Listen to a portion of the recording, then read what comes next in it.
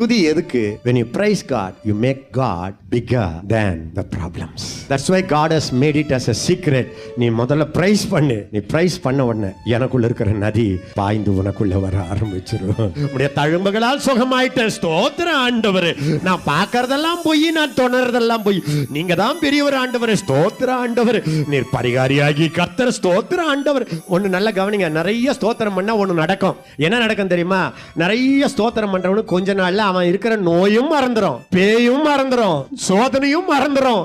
அவன் தோத்திரம் தோத்திரம் தோத்திரம் தோத்திரம்னுட்டு ஆண்டவராலேயே நிறைஞ்சு துதி பைத்தியக்காரனா மாறிடுவான். ஸ்தோத்திரம் பண்ற ஒரு மனுஷனுக்குள்ள நோய் வந்த மாதிரியே ஓடிடும். எப்பவும் ஸ்தோத்திரம் பண்றவனுக்குள்ள இந்த சுகமளிக்கிற நதி பீரிட்டு கொண்டு இருக்கும். அவன் ஜெபம் பண்ணா அற்புதங்கள் நடந்து கொண்டு இருக்கும். இப்படி ஒரு துதி உங்களை நிறைச்சிடுச்சுன்னா சத்துரு செய்யற சதி உங்க கண்ணுக்கு முன்னால வராது அன்பானவர்களே.